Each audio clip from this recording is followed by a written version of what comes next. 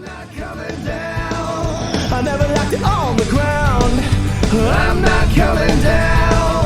I want to go higher, higher, higher than that. Hello, this is Rebecca Fleetwood Hession, host of the Badass Women's Council podcast.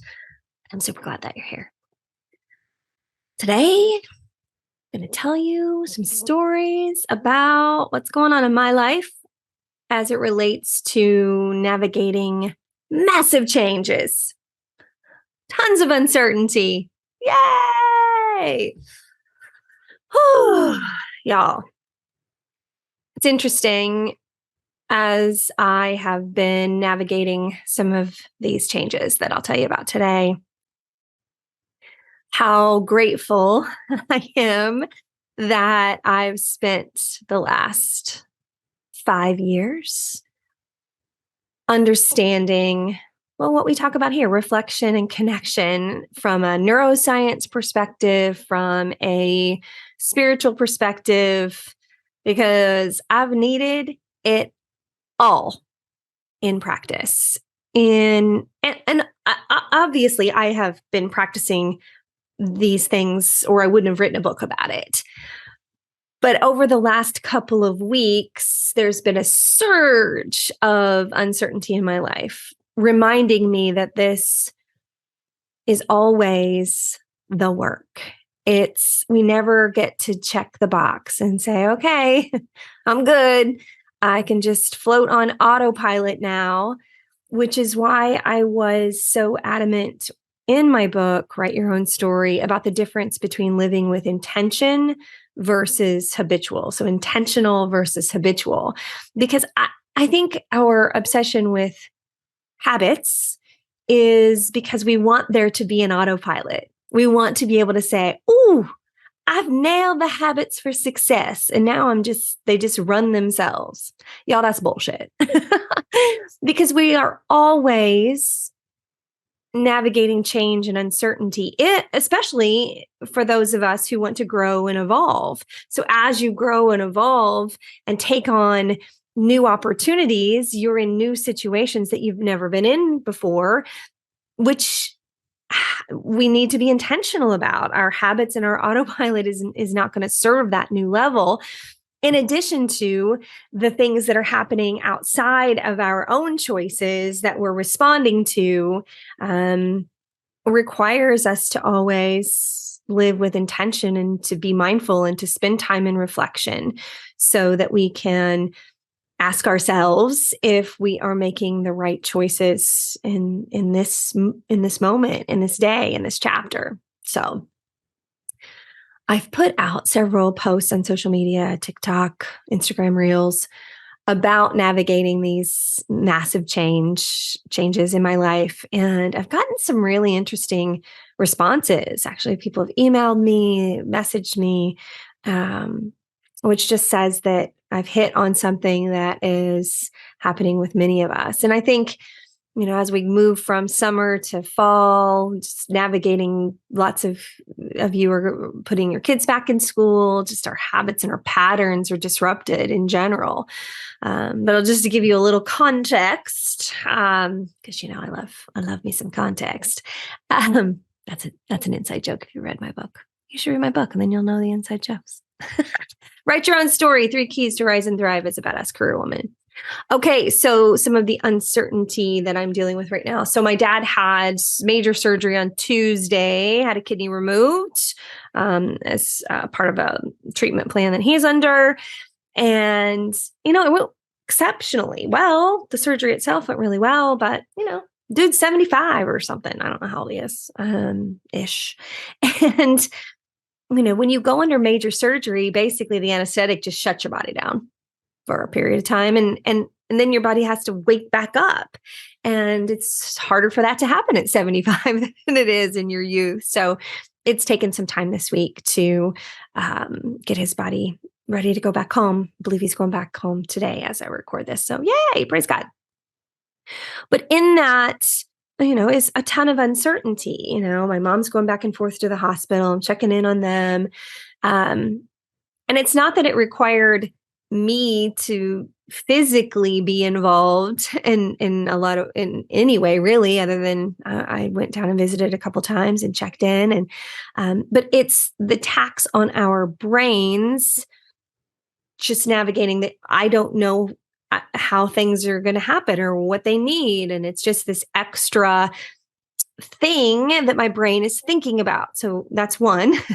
Number two, my son is on a cross country road trip with a friend of his for 3 weeks, for a month-long journey to do open mic nights across the country, to market his songs that are on iTunes and Spotify. Cameron Hession, look him up, follow him, that'd be great. And so he's messaging me and all excited about his trip and all the things that he's doing. And so that's a disruption of our regular pattern, right? We're used to, he goes to work at a certain time, he comes home at a certain time. I know what's happening. And now it's just different. It's great. There's nothing bad. I'm not worried about him. I'm thrilled for him. I'm jealous of him, quite frankly. But it's just a disruption of the pattern in my life. Number three, my daughter is doing some doing education differently this year. And I'm involved in some of helping her navigate some of those choices. And she's doing some work for me in my business. So again, disruption of the pattern of what we've been accustomed to, and making sure that she's supported and emotionally and practically. Adding some things to my business. I have a 4-part empowerment series that I just finished building, and I'm ready to start putting out to you all. If you run a women's group in your organization, any kind of ERG, let's talk about it. But I'm just finishing that up and thinking about what's the marketing strategy for that. Again, disruption of the patterns. And I could go on. There are some other things that are in the works that are fun and exciting, but all of these together represent that not much of my life is in that habitual pattern that it used to be in. And so our brain is constantly looking for sameness. Our brain thinks that same equals safe, which isn't at all true. If that were true, people wouldn't stay in abusive relationships. They stay in abusive relationships because it's the same feels safer than figuring out how to get out of that relationship. So our brain, goes back to the days of, trying not to get eaten by a tiger or whatever, that any kind of disruption of pattern feels like a threat. Well, it's not physical danger. I'm not being attacked, but my brain registers it as something's off, something's off, something's off.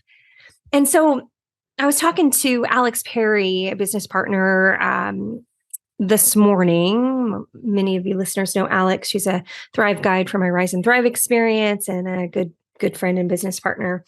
I was describing this to her this morning over coffee, and she said, it's like sitting on one of those, what are they called? The exercise balls that you stand on that keeps your core engaged. I was going to say it starts with a B, y'all. I can't remember the name of it. But you get on those exercise balls, and the whole idea is it's little micro movements that keep your core engaged, right? So it's not like a massive movement, or it's not like going for a run. But it is very effective to building core muscles, because it's those little micro movements that you have to use to stay centered on that ball that works your core muscles. And so it's taxing, it's tiring. That's what happens when we have tons of disruption in our patterns to our brain. It's taxing because our brain wants to constantly know what's next. And when we don't know what's next, either for, most of the things going on in my life are really good, exciting things, but it's still uncertainty. And so after several days of navigating said uncertainty, I was exhausted. And I always talk about entering any kind of change and uncertainty with optimism. I still, I am excited about many of these changes in my life. And the changes that are happening for people I love. Even my dad removing the kidney. Yeah, get that damn thing out of there. It was not helpful. I am excited and positive about what better quality of life that's going to give him. I'm excited for my son's experiences. I'm excited for Auburn. I'm excited for the new empowerment series. It's good stuff. I think the outcomes are going to be fabulous. And after a few days of navigating the disruption in my patterns, oh, y'all, I hit a wall. Like, boom, hit a wall. And I was driving home from doing a keynote. And as I was driving home, I thought, and it's like 3:30 in the afternoon. I thought, oh, I got to take a nap. Like I'm nodding off driving home. I'm exhausted. And I'm healthy. I work out, I eat well. And so I came home and I have a couch on my front porch. That was my great grandmother's. So it always makes me happy because I've been napping on that couch since I was born. And I laid down on that couch and just zonked, like slept hard because my brain and my body was just like, dude, we need to chill. And then the other thing that happens when you get tired is your emotions start to go a little wonky. And so I was just feeling some kind of way. And I did what I tell all of you to do, what I care deeply about, which is connection. I've also been spending a ton of time alone the last few days. And so I reached out to some close friends who let me be me and I can authentically be me and they won't try to fix me or change me. They're just great listeners. And I said, y'all, I'm just reaching out. I need some prayers and I just wanted to connect. I just want to say, hey, I just want to say hi because I need some connection right now. There's a lot going on. And after my nap and my conversation with people who love me, I immediately felt better, but I went to bed early. And we need to acknowledge the tax on our physical bodies and our emotions when we're navigating lots of uncertainty and change. And the other thing that happened, physical response, is immediately my jeans got tighter because cortisol is a mother trucker and it's real. It's a physical response. So as my body was experiencing all of this uncertainty as stress, it packed on a couple of LBs because it thought we was about ready to fight a bear or something. And so now I'm like, well, shit, now I got that to deal with. But here's the thing. I'm so much smarter now. I'm so glad that I'm so much smarter now. Because what I didn't do this time was go in to freak out. I gotta run 1,000,000 miles. I gotta get this in check. Because when we do that, we just compound the stress and the cortisol and beat our body up when all it really needed was a snack and a nap. It needed to be loved, not punished. And so I didn't do that. I just put on stretchy pants and a little extra lipstick and said, it's okay. It's okay. I'm okay. My body needs love and respect and kindness. So I navigated the shift in my workouts to more stretching and intentional movement, walking, and not beating myself up. I make sure that I'm getting regular healthy meals and not starving myself to get rid of those, couple of LBs that came on the scene. And all this is a shift. I wasn't always handling things this way, but I'm learning. I'm being more intentional. I'm paying attention to what works and what doesn't work. I'm getting to bed earlier. I'm journaling about all the things that are good. I'm learning about what I'm learning in these shifts, in these patterns. I'm being kind to myself, and my daily stillness absolutely on point. And I share all this today because I know that many of you are going through massive change and uncertainty. And my hope is that as I share these things with you, they'll be helpful to you to be loving and kind to yourself and to reach out to your people and let them help love you through it. Not to fix you or not to sit and whine and bitch and moan about it, but just to say, hey, I need some of your love right now. So that's my long uncertainty ramble.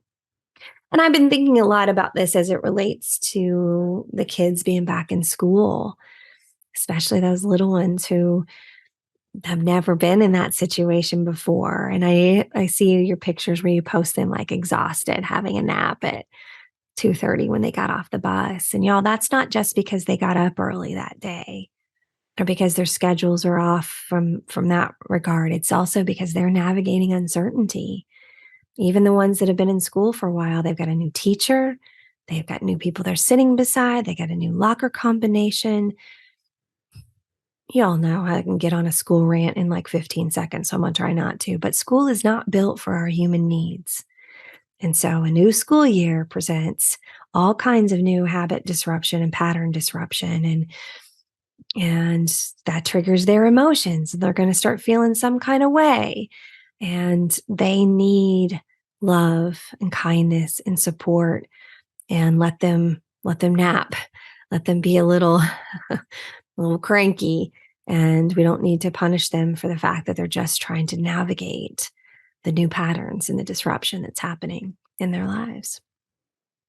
I had a coaching call with a client this morning who is currently living and working in Japan on an assignment, and their family's getting ready to come back to the States in about 9 months. And so we spent a lot of time this morning in our coaching session. Yes, we went through what are the work projects and how do we scale that and make sure that she had what she needed to unwind this job and think about the next opportunity. But we also spent the majority of the time talking about how she can lead and help her kids and her husband navigate the uncertainty that's going to be in their lives for the next year as they think about moving and changing jobs and schools and all the things.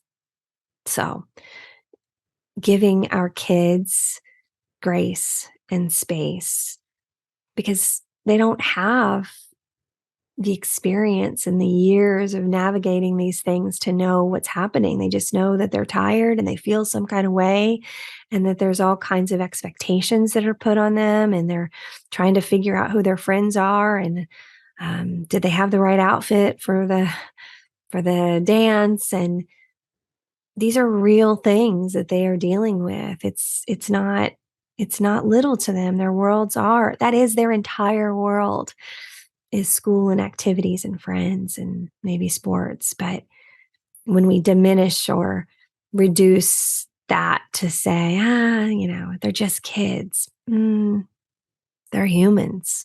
And how we model and how we show them how to navigate this change and uncertainty sets them up to be able to handle it well for the rest of their lives. And so doing these mindfulness practices that I'm always talking about, reflection practices of daily stillness, of weekly rhythm of reflecting back on our week and am I okay? What do I need? That's the real work, y'all, for us and the next generation to steward this age of humanity. All right. It's probably enough for today. I want to support you. So tell me what you need, what you're working through, so we can talk about it here and we can be your connection. We can be a bright spot in your week to give you the tools that you need to navigate being a high achiever and a badass woman. All right. I'm getting ready to start season 4 of Rise and Thrive. We start September 29th. And I'm excited to see what kind of unique gifts and talents that this group has, and get ready for our big event on International Women's Day, March 8th. Mark your calendars. And it's budget season. Budget season. So as you're navigating that, make sure you plug in some dollars to bring a team to the event live, or to watch it virtual. So on International Women's Day, it would be a great opportunity to invite your entire organization to celebrate International Women's Day. If you want to talk about what that could look like pricing wise, hit me up. And I would love to support you and your team and your organization. If you're looking for a solution for your women's group, your ERG, any of your DE&I initiatives, I do have this 4-part empowerment series that I'm super excited about that includes our March 8th Stand Tall in Your Story event. That's the kickoff of the 4-part series. So hit me up. We can talk about it. Put a little money in your budget. And it's a plug and play. I want to make it as easy and impactful as I possibly can for you and your team. All right. Thanks so much, y'all. Make it a great day. I'm not coming down. I never left it on the ground. I'm not coming down.